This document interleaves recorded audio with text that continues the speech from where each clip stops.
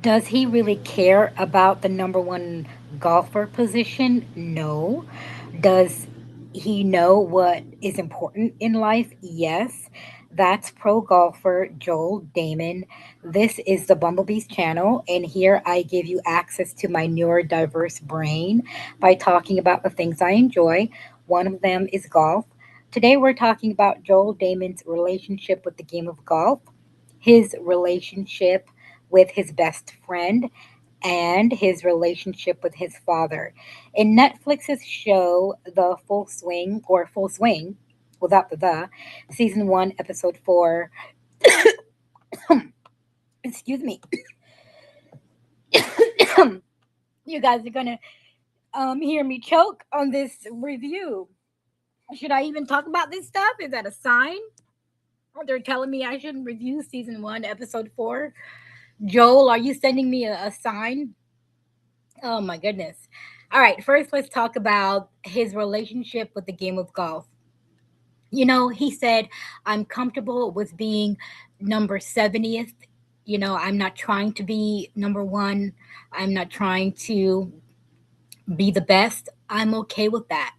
And he said, one of the reasons why he's okay with that is because he got diagnosed with testicular cancer. And, by the end of that year or later on that year or later on in the summer, something like that, he was back out on the green again playing. Now, I can tell you, as a certified medical technician working in the oncology department, I worked there from February or January the 11th, I think, for 6 months. So that was, I don't know, until August, July maybe. Um, is it, or is it June? Whatever.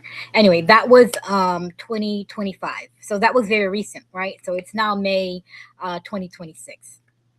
And you are very weak. He said he did chemotherapy for his testicular cancer.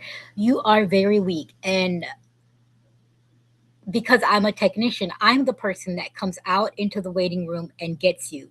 And if you do not have somebody there with you or somebody that's going to be picking you up, we cannot do the treatment. You cannot.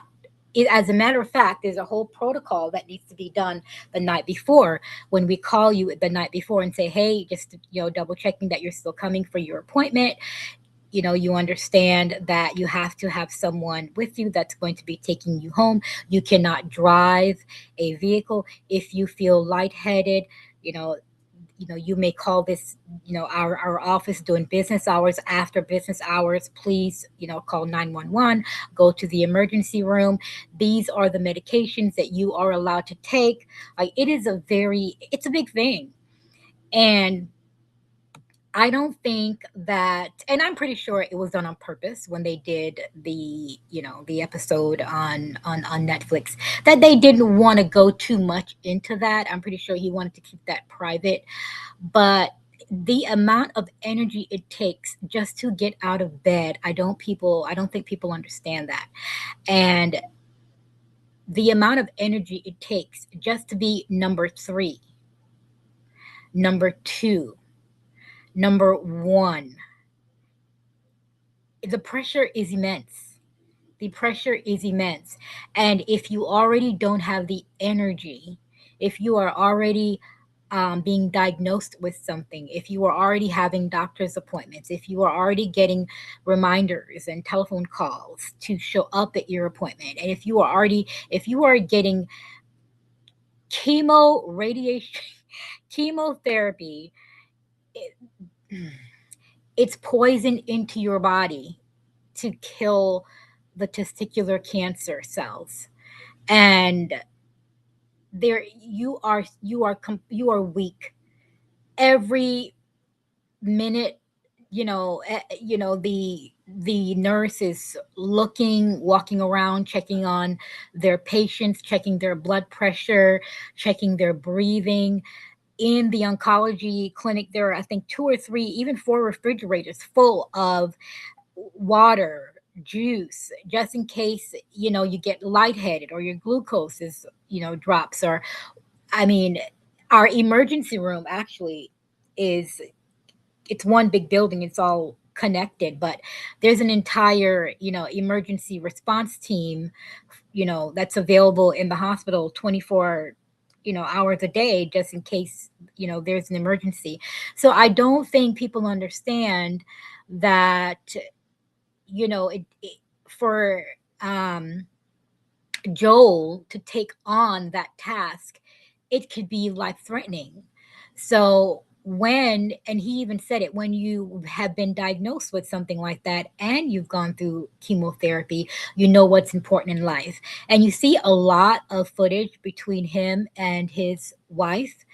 And then later on, he at the very end, he said he finally told his dad that he's going to be a father, and his father tells him something extremely important, which is the last thing that we're going to talk about, him and his relationship with his father. But the very first thing I wanted to cover was just him and his relationship with the game of golf. So Netflix titled it Imposter Syndrome. And then you had other golfers being interviewed, interviewing, saying he's an amazing golf player. And basically, the only thing that's stopping him from being number one is himself. He doesn't believe he can be number one, and therefore he's not number one. And if he did believe it, he would be unstoppable, because there are times when he plays like he is just, a supreme winner, and we would, take a back seat. um, and that is true. I absolutely believe that is true if he had not been diagnosed with testicular cancer, and if he had not gone through chemotherapy. For a regular person that has not gone through that, they would have to get some good night rest, drink their water, eat healthy, get a great coach, and get a good therapy to deal with all their mental issues they have going on, to tackle that imposter syndrome and self-doubt, and then they're fine.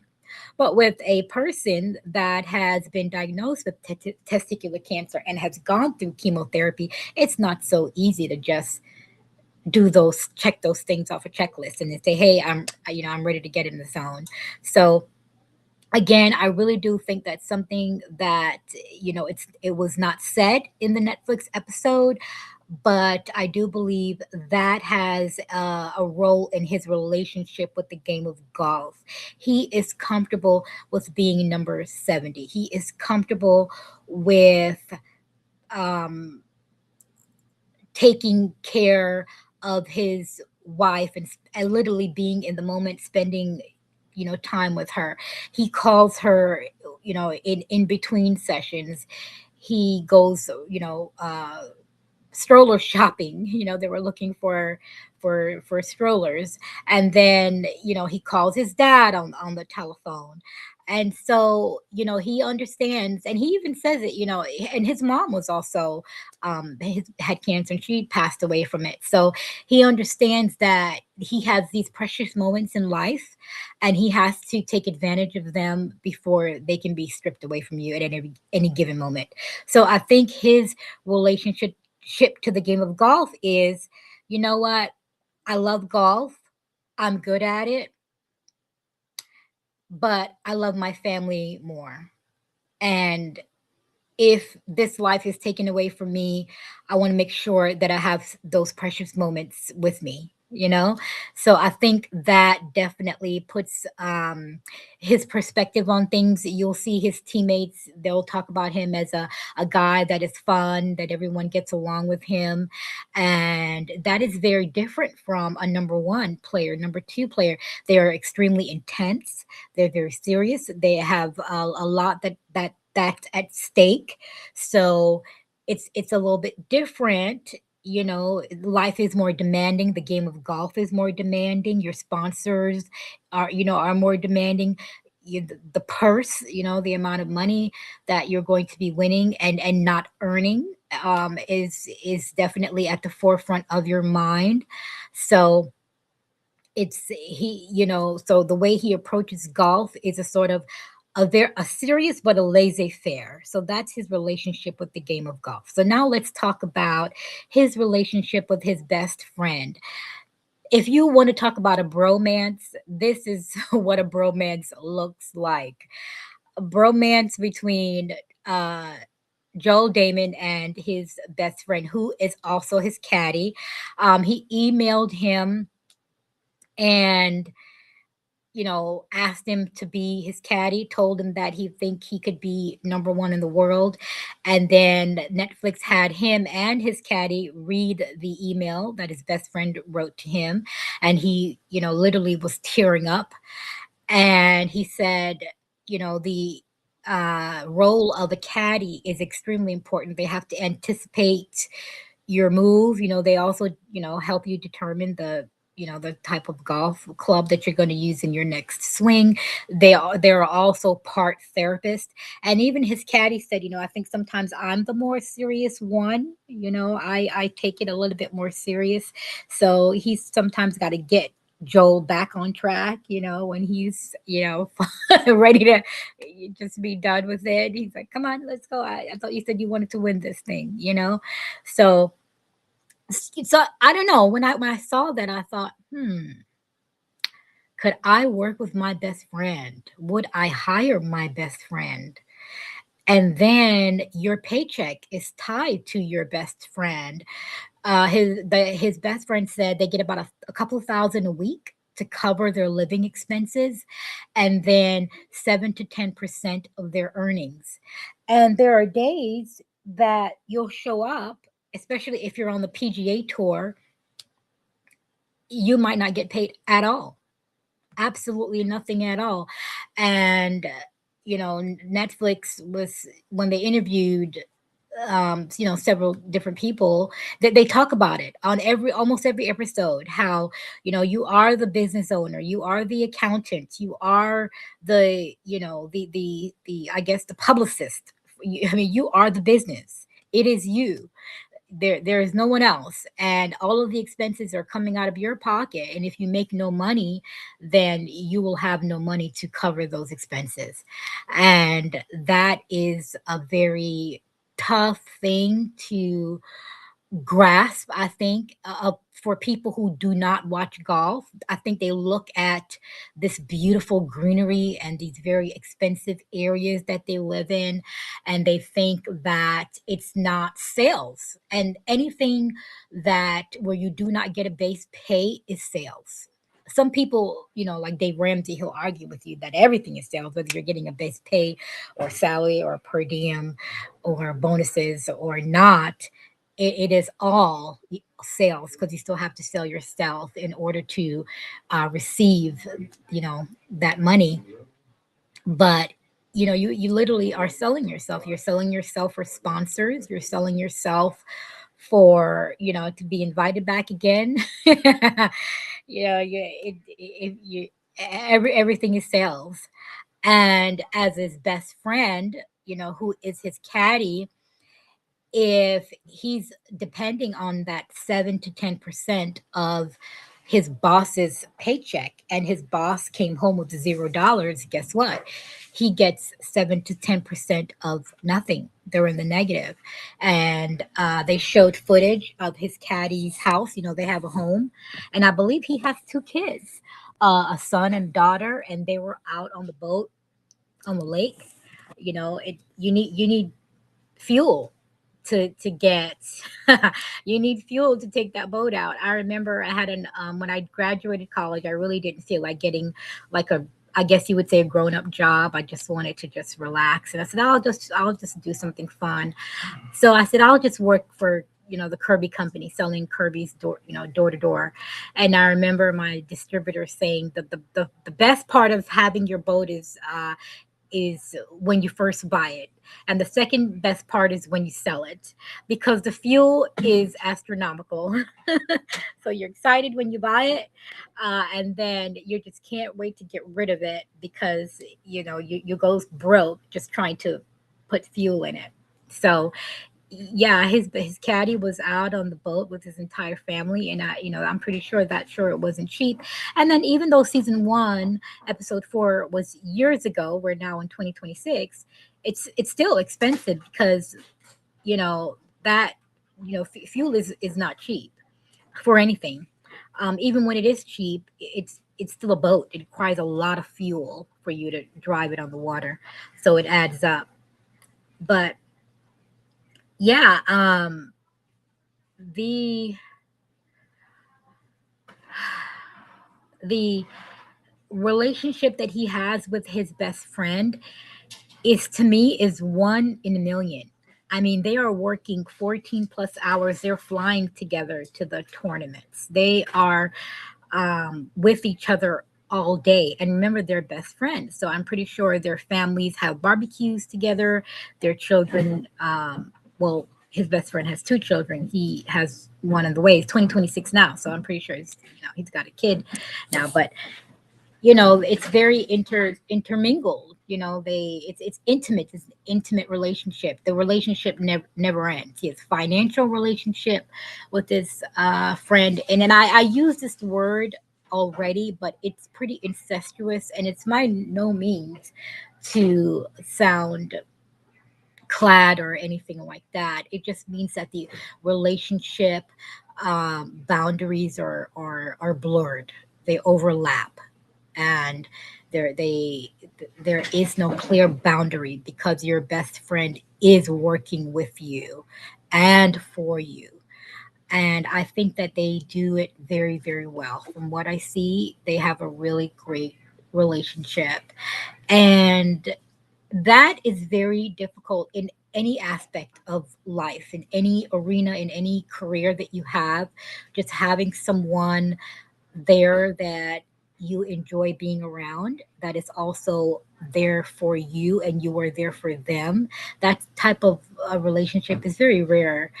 People may get that once in a lifetime and they may not ever get it at all. So just to see it displayed on the big screen in full swing on episode four, season one, it was pretty magical to watch. And if you guys get a chance, I really would encourage you to watch that. So, the last thing I want to talk about is his relationship with his father. At the very end, he was telling a couple of his golf buddies on the course. He said, I called, my dad, and I finally told him that I'm going to be a father.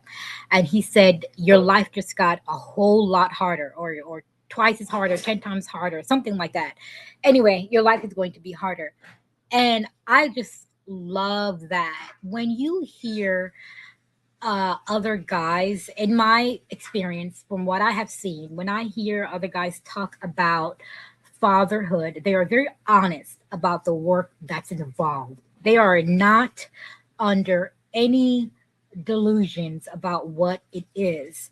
And I really think that people of childbearing age, both the person that is, the woman that is going to give birth, and then the man that is going to be with this woman, they this is a good episode for you to watch. I know it's only about, they're talking about the fatherhood part at the very end with his father.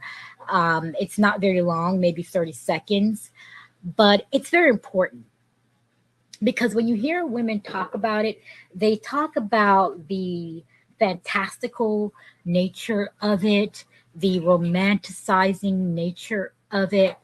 And I want to give credit to my shadow coach who has taught me that this is not something that I just magically came up with on my own. I do have a coach who talks about these things, and this is her area of expertise. And it's like, they're talking about the baby shower and how wonderful of an experience it would be. And then they're pregnant, and then you see all of these videos all over social media, these blogs, these think tank pieces.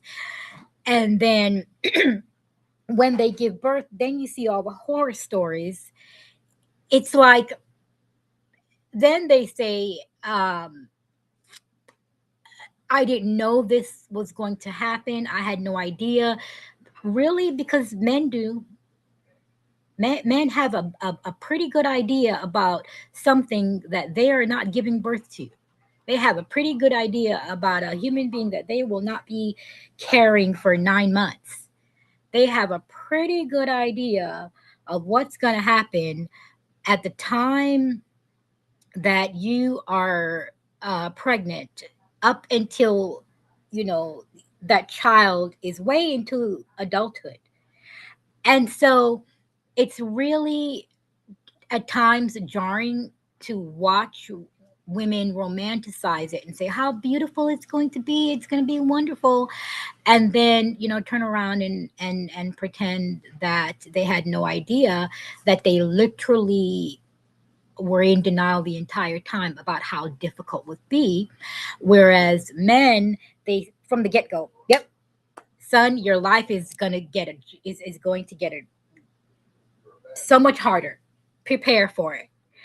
And there's nothing wrong with that. It's not being negative. It's not putting a curse on you. It's not. Um, it's being realistic. It's making sure it's putting yourself in a mindset, reframing your mind to where you will have like a backup plan for the backup plan. And that's all part about being a responsible human being. And I think that's one of the things I love about golf, because they know that they're putting their blood, sweat, and tears in this game, and they might not get paid. They will literally get on a flight or a private jet, bring their entire family, rent out a Airbnb or house, or even purchase a home in one of the courses that they're playing in, and then come home with nothing. And so, in order for you to prepare for that disappointment, you have to put some things in place. And I think being in that mindset gives pro golfers, the male pro golfers, a more realistic view of what what fatherhood is. It's hard work. And again, um, of course, this is not a paintbrush that you paint everything. I'm not saying that, everyone thinks like this, and all pro golfers are like this, or all, women are like that. But I do think that there is a significant difference between um, men, or should I say, you know what? Let's not make it broad. Let's do it a little bit more specific to this video. Men, in that men um, who have who are in a business, like an entrepreneurial business, like games, like golf, where you have to prepare for, you have to prepare for the worst. And I think that's a good thing. It's a good thing to know that there's hard work ahead, and these are the things that I need to do, right, to prepare for that. And this is not something I'm just going to say and think and know in my head. I'm actually going to start putting some things in place. I'm actually going to take action and do. Remember, these are, golfers that have a fairly good living. Some of them are millionaires, some of them are multimillionaires, and I'm pretty sure that they can afford help. And even with that, knowing that, Joel Damon's father said, your life is going to get that much harder. So they're even realistic, even being in a different class, or a different socioeconomic class. And I think that that's a great lesson that women can learn, and from watching this, from this episode. So I think that the relationship with his father is a great relationship from what I have seen so far in that episode, because he is, passing on, the mantle for, um, how he should approach, fatherhood. And I'm pretty sure Joel will do the same. And that is it. So Today we just wrapped up the review of Netflix season one, episode four, Imposter Syndrome. They followed around Joel Damon, and we talked about his relationship to the game of golf, his relationship with his best friend, and his relationship with his father. On the next episode, I really want to get back to the Queen's Gambit. I keep talking about that in every video, and I don't record a video, and I'm going to do that because I really want to get back to that show. I love that show so much. If you disagree with anything that I had to say, I would really love to hear from you. I learned so much when I read your comments. You guys teach me so much, and my newer brain is greedy and hungry for knowledge. So please type the word disagree, and if you feel like expounding on that, go ahead and complete that comment. All right, guys, I'll see you on the next video.